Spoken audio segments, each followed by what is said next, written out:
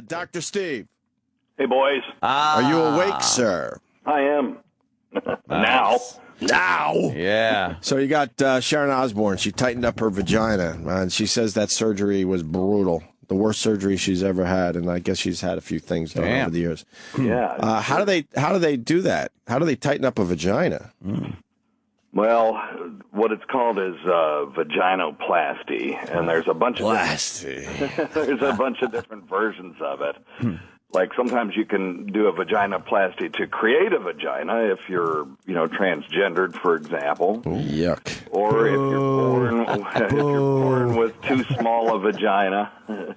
No such thing. Also you can use the same kind of techniques to tighten up a kind of floppy, flappy vagina. So Right. it's what they do is they basically what they're trying to do is restore the muscle tone and the look of the vagina, and sometimes they can just do a labioplasty. So if someone's got just floppy meat curtains, they can just go in and kind of slice those down. But now Sam can tell you that this is, because I've never had my vagina worked on. Well, your vagina was made into a penis. We all know that. Yeah. So that's what he's getting at. And your asshole needs to be tightened. It's common knowledge.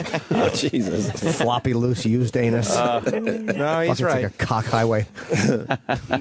He had surgery in the same area when he had a circumcision, and there's so many nerve endings in this area that when you cut it, it hurts like a motherfucker. I would assume. And Sam can tell you how bad it hurt. You can just imagine that the amount of tissue that's taken off in a labioplasty is 3 times the amount that's taken off when you do a circumcision. So the pain is going to be intense. All right, I've known you for a really long time. You're just making up stuff because you don't know how they tighten up a vagina. No, yeah. So you're distracting and talking about floppy lips and meat curtains. How do they actually tighten up the vagina? That's the question.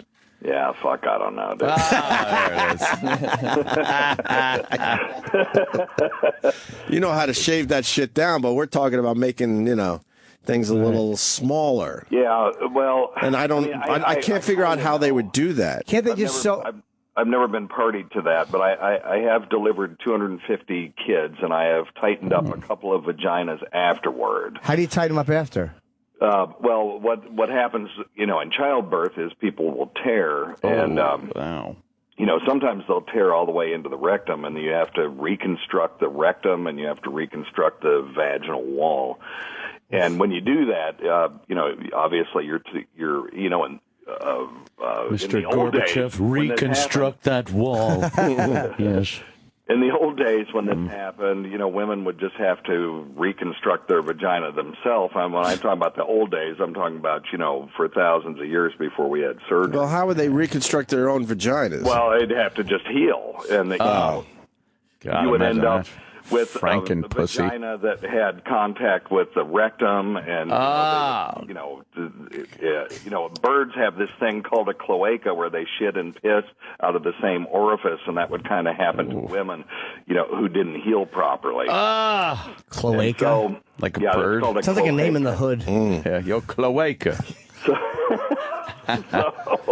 when you would have a 4th degree tear, which is what that's called. The joke in the operating room was, did you make a cloaca? And then you would hang your head in shame and get to fixing the thing. So, wow. But anyway, so when you do that, you're taking parts of vaginal tissue and you're closely approximating them and then sewing them together. And so I'm sure the vaginoplasty is the same sort of thing where they would go in and make an incision, take out a section of vagina, and then sew it back up. And when you do that, it'll be much tighter. Tighten it up. Nice. Yeah. So anyway, you're right. I've never been party to an actual vaginoplasty, but I've done quite a few of them myself during childbirth. So. Wow. All right, there you go. Why don't you deliver children anymore? What happened? You had an incident? Oh, no. When I graduated from residency, it was like, fuck that. I'm not doing this anymore. Yeah. Oh, you didn't like doing that?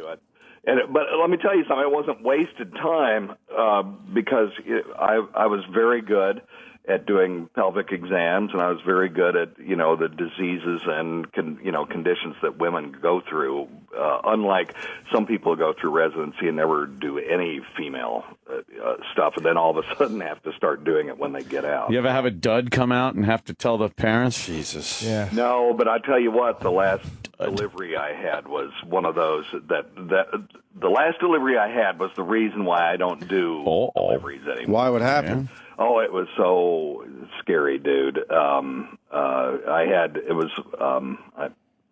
can I tell this without violating it? And well, okay, I don't think there's any way anybody would know who this was or identify it, but the baby wouldn't come out.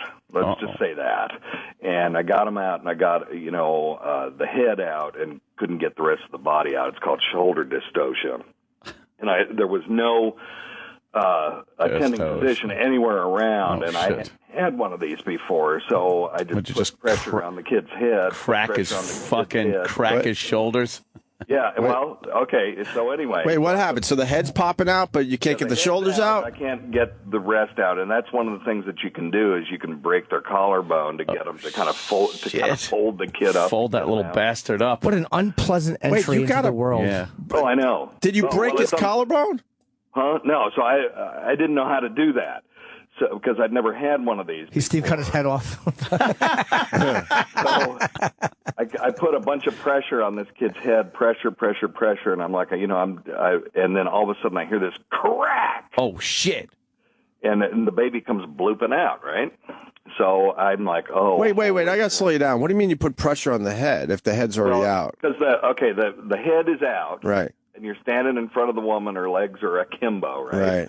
And so you want to get the top shoulder to come out first. Right. So I'm putting pressure down, putting pressure on the neck. Oh, he's kind of pulling the head out and pushing down so the shoulder can pop out. He's pushing the head back in to try to get the shoulder. Down toward the floor. Down, yeah. Oh, my God. Okay. All right. Fuck. Gotcha. All right. And I hear this crack, and then the kid comes blooping out, and I'm like, oh my God, please just look this kid over, because I was sure that just something horrendous had happened. And she tore, obviously, so I'm over there, cleaning up the tear, and like a Keystone Cop in there, aren't you? The nurses were looking over this baby, and I said, he's fine. Old shoulders McGillicuddy popping out of there. If it wasn't the kid that made that noise, it had to be the mom, so I'm checking her out. She's fine. No, it was nothing. It was just a warning from above, don't do this anymore. Damn. And, that was the last one I ever did. And that was the last one I was ever going to do anyway. Right. But it was like, hell, I'm never doing that again. It's like the fucking last mission of the Memphis Belle. What is shoulder dystocia? How do you get? Well, why doesn't your shoulders pop out? Well, because the kid is.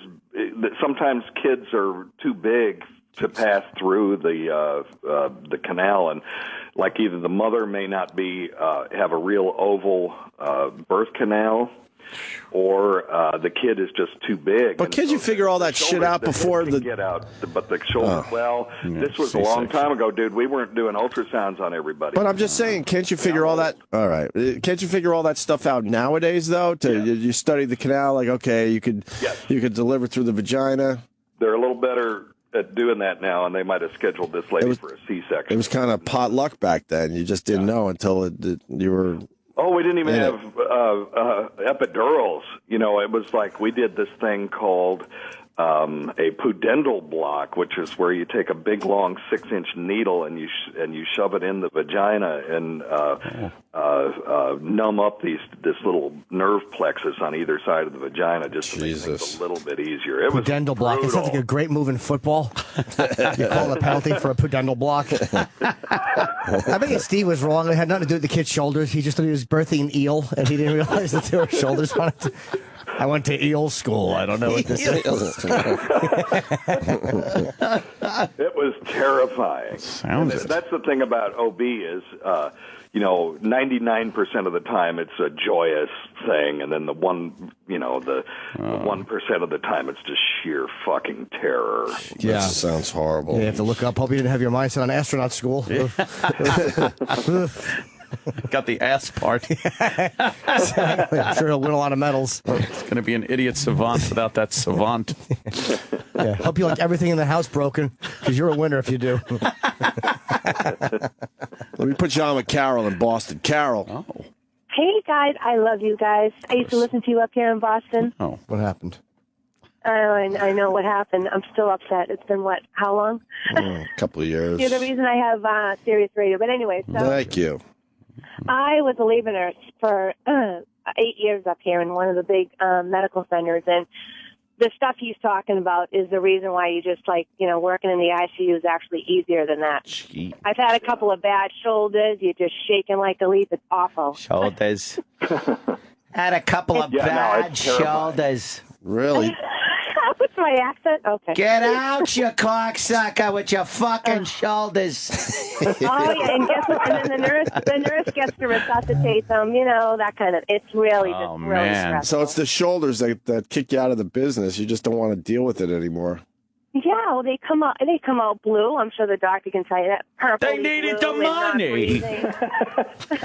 I've seen 2 kids born, and yeah, they come out blue, all right. It's deeply disturbing. They come out blue. And then, you know, there's nothing beautiful about it. Everyone else can make believe how beautiful childbirth is. It's horrific. Looks like a fucking alien. It's blue. It looks around, and you look at it like, who the fuck are you?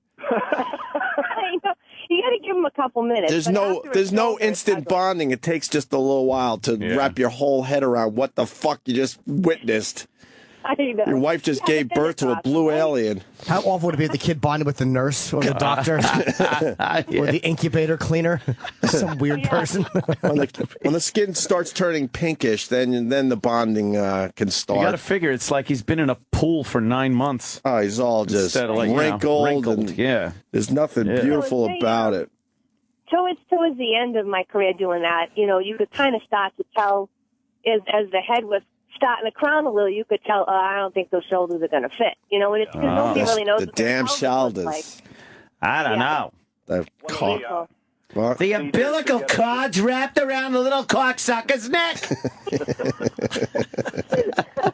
Sometimes, a few times, so that's why I can see why he doesn't do that, you know, for a living, because it's too stressful. All right. Thank you, Carol. Boys. I love you, boys. Bye, Carol. Thank you. I love you. Okay, bye, guys. Bye-bye. Let's say hi to Rick in California. Fuck me, never. One of the procedures for doing for getting a kid out that's got a bad shoulder is called Wood's screw maneuver. So Wood's screw maneuver. Sounds like what? You got to twist them out. Yeah, exactly right. Holy shit. You get the arm out, and then you kind of spin them around in the vagina to kind of unscrew them out of there. Unscrew him from the vagina. Unbelievable. That vagina's hilarious. Wood screw maneuver. I love this. Anyway. That's how she got pregnant in the first place. That's right. Yes. You got that right. That vagina could take a fucking beating. It's unbelievable. Women laugh at our penises. They know what they could do with their vaginas. What do you got, Rick? Like silly putty. Hey, good morning, guys. Hello. My youngest was having a little problem getting out, and I don't know if the doctor ever knows about this, but have you ever seen somebody shove their hand up a woman's asshole? I can't tell you how many videos I've seen that in. Yeah. Have I? Yes. What's that about, Dr. Steve? Yeah, they're just putting pressure from below to try to push the kid out. Wait, but you can't put... doctors are shoving their whole hand up there? That sounds extreme. I have not seen that particular... My wife doesn't believe me. She doesn't believe me. She had an epidural. She doesn't believe me. But they ended up breaking her collarbone, too, so... Yeah. What, your kid's collarbone? Yeah, they broke it. Oh, the wife, she wouldn't shut the fuck up. Exactly. A political disagreement during the birth. Oh, my God. You're broke like... her collarbone and her nose bone. You got to be just an irritable fucking person if that's how you start your life. That's got to be... They break your collarbone. Yeah, that's got to be serial killers. Yeah, you're in that wonderful place, and that's the first fucking thing they do to you. Welcome. And how does that heal, Dr. Steve? How does which heal? The collarbone. How long does it take to heal? They just heal. No, I understand that it eventually heals, but is it painful for the baby? Sure. Yeah, of course course, you just for a while. the collarbone. Yeah, it's gonna be painful. But even if an adult breaks their collarbone, a lot of times they won't do anything other than just put them in a sling because the collarbone will just heal, even if it's two pieces laying on top of each other. It'll eventually heal. Right there. It doesn't even have to be lined up. Why? It just kind of grows Just into how it itself. is. That's fucked up. I think you should set that thing. Yeah, I think so, what do I too. know? Seems a little fucking odd. All Put right. a couple of pieces of collarbone near each other, they'll heal. Right. Same thing with women's vaginal tissue. Yeah. Apparently, if you just snip, and put it together wherever it is, you can make a little fucking micro hole. Yeah, that was the other joke in the operating room is if you put two pieces of perineum or taint tissue in the same room, they'll eventually grow back together. And they're just made to do that. It's Taint tissue. from an evolutionary standpoint. If you tore and didn't heal properly, you're only going to have one kid. I want to know who's telling that joke in the OR. Like, what doctor's walking in with perineum? What was it called? Perineum material. Perineum material, yeah. Two perineum walk into a bar. They become one. Oh! That would be my professor telling those jokes. Oh, okay. It's in a way to impart knowledge in a humorous way. Yes. So every time he fucking passed a car crash, he'd probably go, God almighty, they raced together like two perineum in a room. That was his analogy for love. You doctors are a hoot. Yeah. I know, yeah. You're a fun lot. All right, let's say goodbye to Rick in California. All right, thanks, boys. Bye. Let's go to a guy that delivered a baby, and guess what? He's not a doctor. Eric. What? Nice. No, Pittsburgh. Kidnapper. Good morning, gentlemen. Hi there. So, Hi, buddy. I was a paramedic out in Pittsburgh, and Yeah. Let her rip. we had listening. a lady having contractions. We don't quite make it to the hospital. So we had to pull over, and she delivered the kid. It came shooting out. See, sometimes they just come shooting out, huh? Well, Like a water not quite. slide. Yeah. It was a disaster and a half to begin with because, like Dr. Steve said, the 99% is normal and whatever. But, of course, we get the 1%. So the kid's head pops out. The cord's all wrapped around her neck. She's not breathing. We got to unclamp. We got to clamp that, cut that, deliver the rest of the baby, and then we're ventilating her because she's blue and limp. But Nice. in the end, kids are pretty resilient. It worked out. Did you deliver the placenta? Negative. Why not? Got back. Well, because it didn't come out yet. That placenta is a wow-wee. That's That's a treat, isn't it? Oh, my Yeah. God. It's like an extra Big old liver or something that comes out. Meaty thing, yeah. It's, oh, who needs that? What'd you call it, Steve? Did you say meaty? Meaty. yeah, it's just meaty. Yes. It's disgusting. It is. It's a big old chunk of bloody meat with Nice. like membranes and stuff on it. It looks like something from Alien. Ah, yeah. Is it healthy to eat? I've heard that. I have heard that. And then It has lots of iron and protein. yeah, a lot of people fucking cook it up for That's whatever terrible. reason. Not us. No. Get rid of that shit. And then Fajitas. the woman's body just goes back to normal Yeah. with all this shit that went on. It is. It's incredible. It's ridiculous. The miracle of the bitches. Oh yeah, let's go with this guy. Amazing. Chris in New Hampshire, go ahead. Bitches. Hey guys. Hey, Hello. Hey, my son was a pretty big boy, and my wife was pushing him for over 4 hours, and they wouldn't come out, so they whipped out like this thing that looked like a toilet plunger and sucked it on his head, and they threw him pulled him out with the toilet plunger. That'll give the Did he kid have a great cone head self-esteem. afterward? No, they Piece of said shit. that he could have brain damage and all this type of stuff, and he could have a thing, and it's pretty nerve-wracking when you're in there, and they popped him right out. He never really had a cone head or anything.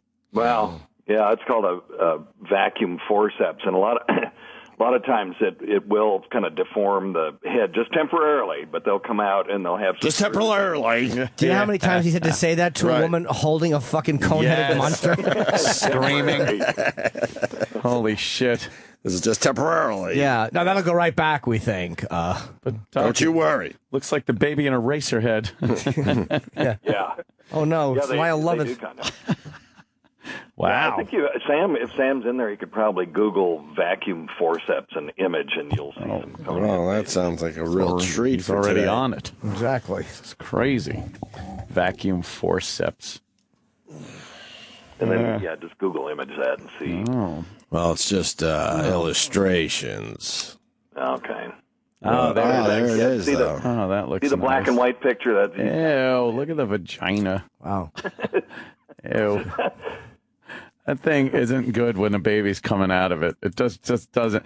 The pussy is so hot, and then when a baby's coming out of it, it just doesn't look very It's hot yawning. at that point. Yeah. It's basically yawning. Yes. Yes. Yikes. All right. Why don't we say, I don't know how did we get on all this, but Peter in Jersey, what's up? Hey, guys, what's going on? Hi. We're looking at one of these conehead babies. Jeez. It's the back of the head, huh? Yeah. Yeah, the very top of the head. Yikes. But not in the picture we're looking at. It's completely in the back. Ugh. Yeah. Go ahead, Peter. Hey, guys, Dr. Steve. I'm only 22, and I don't really know much about pregnancy or anything like that, thank God. But I was wondering, when the baby comes out, I understand the umbilical cord connects to, like, the baby's stomach. Yeah. How does that drag out? Like, what, does it just drag out of the woman? Doesn't it have to be attached to something? Oh, my God. You Yeah, it idiot. is. I don't know. It's attached to the baby at the belly button, and then it just comes out. And so the baby is out, and then this cord is going from their belly button back into the vagina because it's still attached to the placenta. Because it continues to... Like, where's the outlet? I'm sorry? Where's the outlet? Like, doesn't the cord go up to something in the woman? Yeah. Yes, it goes into the woman and it attaches to this thing called the placenta, which is where the mother and the baby kind of trade blood. They share shit. They share shit. They share everything through that crap. And then if you just Google image placenta and you'll see it. Google it, And Sam. then what happens is I got my screensaver image. That's good. After the baby is born, they'll often in Western societies cut the placenta. Cut the cord, and then the uterus will contract, and the placenta will deliver after the baby. Yeah, do they still do the husband thing where, like, the guy cuts, or is that, like, old stuff? Yeah. You can do that if you want to. The only time they won't let you do that is if the cord is wrapped around the baby's neck, because then as soon as the head is delivered and the neck is there and you see the cord wrapped around the baby's neck, you have to clamp it on two parts and then cut between it, and it's just, you can injure the kid by doing that. That's disgusting. And that's why women are way more amazing than men. I cut the thing. Why didn't she feel that? And then everything goes back inside and figures out what it needs to do and goes back to normal. But when you cut the cord, it doesn't hurt, does it? No, it doesn't. There's no nerve endings in there, I guess? There's no nerves going to Imagine you. if we had something pop out of our body and someone cut it off. Oh, Yeah. Captain, they put creatures in our bodies. Unbelievable. How about that? And it's no treat. It's not an easy cut.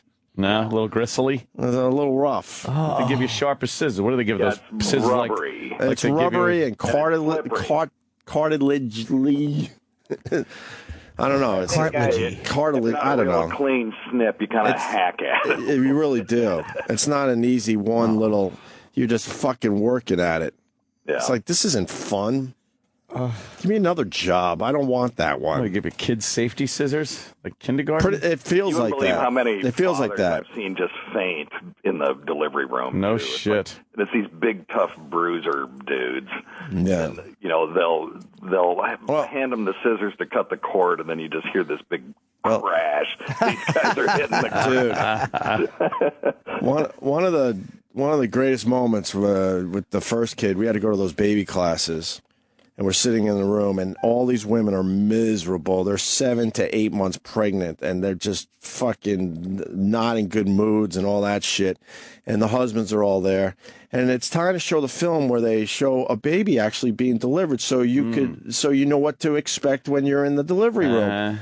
This fucking guy raises his hand and says, "I can't handle this," and walks out of the room. Good for him. What do you mean, good for him? He probably didn't like her too much, and he knocked her up, and he realized, oh, no, this is actually going through. Yeah, I meant this relationship. I can't handle it. I remember Feeling all the women looking at this guy like, what a loser. And then the other men in the room were also like, what a fucking loser. You got to support your wife through this, and you can't sit through a film of a baby being born. Maybe he had a sensitive tummy. Well, how about you do the right thing and just close your fucking eyes and not make it a whole fucking scene for especially your wife. Or maybe he was a lighting guy. He just didn't like the way the film was done. It was all about the film quality that was poorly directed. But the thing was, it was set up ahead of time. So, like, he kind of raised his hand and they went, oh, yeah, that's right. You can't handle this. So you can leave now for a few minutes and we'll let you know when this is over. So for the rest of the time, he was that guy. He's the guy that can't handle the fucking gross shit. Yeah. Well, I don't know. I imagine, ladies, that you're married to a guy like that. Maybe he was horrible. Maybe he was her gay friend, and he maybe inseminated her, but didn't actually fuck her. So the idea of when he saw the vagina on TV, it just made him. He was like, "Oh, icky. yuck! Yeah, he had to go outside, grab a hot dog." Were there a bunch of white knights in there going, oh, dude, you should support your wife. He should support you more. People just knew that he was a loser. You're a loser, period. Jeez. He's making it about himself as his wife is 8 months pregnant in the room. Yeah, just grow up. You just close your fucking eyes and make believe you're watching at that point. That's wonderful. Let's go to Bill in Georgia. Bill, what's up?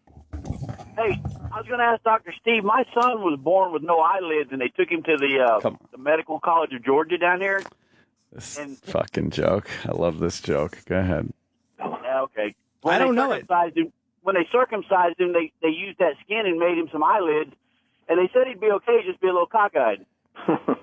Stop with the polite chuckle, Dr. Steve. Oh my God! One of my professors told me that one. Yeah, I'm sure you heard that in medical school. What do you get with cockeye with a perineum? It's an asshole who never sees straight. We must sound that hacky that the guy thought that he could call in and give us that joke. We must be a bunch of fucking hacks. Jesus. I mean, bad jokes are funny. Well, by the way, I got a tweet. I think we're morons. The engineer was in the front of the train. LOL. The power was coming from the back pushing, but he could see. Like the guy wasn't sitting behind all the cars. All right, he's got to see it up front. Sure. And all his shit works the stuff that's at the back of the train. A rear-wheel drive Something car. about that didn't sound right. Me neither. Yeah, that makes sense. How would you see if there was an elephant on the road? On the tracks or something. On the road. Yeah. I had a hand up a woman's cooter to deliver a baby once. That's Ronnie. Right. Chris, the teacher. He's a regular to the show. What's up, Chris? Hey, boys. How are you? All right, buddy. You guys reminded me, actually, when I cut the umbilical cord, both times it sprayed back in my face. I felt like I shot Marvin in the face. Oh, that's great. Yeah. There are studies, I don't know if Steve could attest to this, of tracing serial killers' beginnings and entranceways into the earth after Eileen Warnos, who was a serial killer down in Florida, the chick. She was, I don't know what it is, but maybe Steve could say it. She's a Breech birth. Huh. I think that ass first. Yes, Breech is ass first. That was the first delivery I ever did was a Breech delivery. Is that what that means? God, you had a shitty first delivery and a shitty last delivery. Yeah, I never thought about that. What'd you say? Someone got this mirror out of here. Because you're an ass. The stupid senior resident told me that this woman hadn't even started to dilate yet. Oh, shit. And so you realize she was already you on don't the have call? to worry about her. She's first delivery. She hasn't, even started to dilate yet. And so after about an hour, I said, well, I better check her. And so, I gloved up and I stuck my finger in her vagina to feel her cervix. And it's like, that's not a cervix, that's an ass. Wow. And she was actually... Who said that about you? She was fully dilated and delivering a Breech baby. And that's like an OBGYN emergency. So Did you technically have your finger up the kid's ass? Oh, man. Well, not up his ass, but I mean, I was feeling it. And because what you do is you go in and you feel the woman's cervix. And the cervix, I mean, if you guys seen a cervix, it looks like a little sort of fleshy donut kind of thing.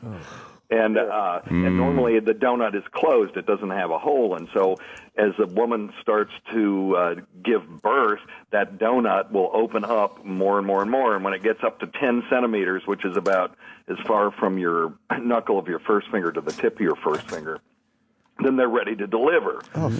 Well, this stupid resident had been checking her and thinking that, and he was feeling this kid's butt and thinking that she hadn't started to dilate yet. It's like, oh, he's not dilating. He's fucking trying to stick his finger up this little kid's ass. That is a tight cervix you got here, lady. Oh, God damn. Oh, it was horrendous. I'd love to talk to that kid today. Fucking stands all the time. Great hiney issues. Fucking bring Sal in. That guy's right. There is some association with early childhood trauma. Okay. No, it's fine. Early childhood trauma and serial killers, and I'd have to research more about this to see how significant it is. Can't write on it. Wow. All right. But like Jeffrey Dahmer's mother had health problems during pregnancy, and there's some medications that may be associated with. I bet it's not so much the birth as it is the care afterwards. Yeah. Because, like, there's those studies that say, do you know a family that eats dinner together every night has a better chance of their kids doing well? And then you think it's not the actual sitting and eating dinner. Right. It's that the family that would eat dinner together every night also has other things that would, raise a pretty good kid. Yeah. Well, most of the studies they talk about are looking at if the kid's deprived of oxygen at the time of birth, and if the brain's all fucked up, and if it's little damage that they couldn't tell. That was what they put on for what they thought for Warnos. Right. That may have something to do with handedness too, because they found that people who are left-handed tend to have more birth trauma. Ooh, really? Yeah. All right, Chris, the teacher. Thank you. Thank you, guys. All right, I think we have time for one more. Oh, let's go to Joey in Philly. Joey. Sorry, it's Mike in Philly. Whatever. Oh, well, I got that's 5 close. Kids. I got the 6th coming. I took my kids, sat them down. I told them exactly about they couldn't stop asking about the umbilical cord. And I talked exactly like Dr. Steve. I said it's kind of like cutting through a rubber macaroni or a rigatoni of the style. I haven't eaten that's not completely cooked, by the way. Al dente? Yes, it's not. It's not completely cooked. Al dente. My real question I got to ask. Sure. When 4 or 5 of the 5 of my kids were born, they each came out with this black heroin tar stuck to their ass. And I never took it in my life. I was told that's what the first piece of shit looks like. That's their first shit. Yeah, it's their first shit. No one tells anybody. Baby's first shit. It's disgusting. There's a name for it. What is it, Dr. Steve? Disgusting. Meconium. Meconium, that's right. It's black and meconium. And it doesn't come off easy either. It's a great name for an ice cream stand. Meconium. I prefer to call it the groom killer. It's very sticky. It's very sticky, and the kid hasn't been colonized with the beneficial bacteria that we have. Oh. And he hadn't eaten anything. The amniotic fluid is basically his own urine. Mm-hmm. And so the only thing that's in their GI tract is old cast-off cells. So, you can imagine that it's brutal. How did doctors ever have sex again? You live in your own fucking urine when you're in there. Oh. Yeah. That's the fluid.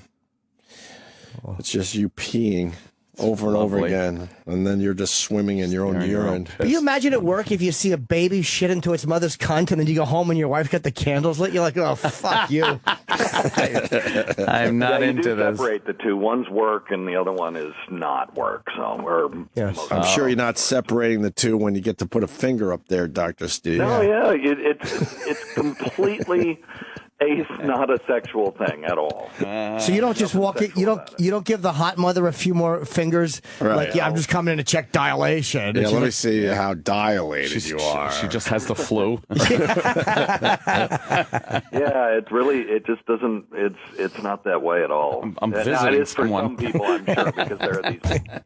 The perv switch goes off on some of these guys. Oh, There's yeah. no question about that. We're visiting someone. Where you at with home births?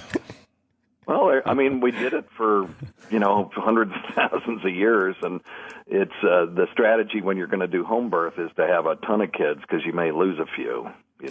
Really? Yeah, that's like I mean, It's in modern day, it's if you have a problem during a home birth, you just go to a hospital and you should be okay. There's doulas and there's midwives out there. They do a great job. And like I said, the vast majority of babies that are born have no problem at all. So, so yeah, you can do it. It's a choice that people make. I had mine in the hospital just because I was kind of brought up in that. You deliver babies in the hospital. But why would you want to give a home birth in your own bed? Like you don't have that shit in a bed? Well, I mean, why do people want to do anything? It's just they want to do it at home. It's more quote unquote natural, and it's in their environment. Natural, it's not some environment that some engineer created just for the convenience of the doctors and the nurses. That's how they see it. It probably looks good on paper, but when you're giving a birth to a kid at home, it's got to be a complete and utter nightmare. Yeah. The screaming's got to be just brutal. That's what I'm saying. They don't have any of those drugs, so they're just naturally delivering it. Right. Yep. Or do they fucking drop it into a tub? It's like, oh, shut up, get in the hospital, open your cunt, have the kid, and then you get the doctors if there's a problem. Yeah. And then someone will bring you flowers. It's very selfish. Yeah, it seems harsh. Yeah. Harsh for the woman. Yeah. But dangerous for the kid. Your bed's All a that fucking shit. crime scene. Right. You got to throw your bed away, probably. You're not getting those stains out. Imagine a brand new Craftmatic. Oh, yeah. Now they can do it. I mean, like I said, the human species did it outside the hospital for thousands of years. Yeah. Didn't they stand in Africa? They would just drop the kid standing? I thought that was like an Indian thing. That's one strategy is squatting, yeah. Absolutely. Which is better, you think? I think squatting is more natural because, think about it. If you're standing and trying to squat, imagine trying to take a giant shit in your bed. Imagine it. We do it for 4 hours a day. In your bed. Or then, got gravity and then working imagine standing up and doing it. It's just going to go better standing up. Right. Got gravity. Yeah. Well, gravity and the position of the pelvis. Yeah. And lining up the abdominal muscles with the pelvis, the whole thing. Right. Okay. Educational radio this morning. Amazing, Dr. Steve. You're welcome, folks. Thank I got to you. get my boys up. All right. Time to get them to school.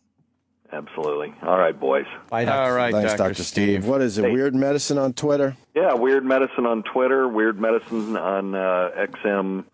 Oh, God, what is it? Whatever it is. 103, Sirius 206, 9 o'clock. 205, p.m. 106. Eastern on I don't Saturdays. know. I forget what our channels I are. have no idea. I literally have no idea what our channels are. I'm going to go with... no, I think... 105, 206. Podcast at riotcast.com. That's what I'm going for. I'm going to go 105. I'm going to go... Is it 103? It is 103. 103, 204? It's 103. 206. 206. 103, 2... Okay. Oh, see? I almost know it. I It's don't just know. pretty pathetic. Isn't it high voltage? Yeah, it's high voltage. All right, Steve. All right, boys. We're going to go to Thank you, break. sir. Great morning. Yeah, whatever. The Opie and Anthony Show on Sirius XM. All right, well, that sucked. To hear the Opie and Anthony Show 5 days a week live on satellite radio, online on your phone or tablet, or even on demand, go to SiriusXM.com. Also, interact with the Opie and Anthony Show on Twitter, @Opie Radio, @Anthony Cumia, and @Jim Norton.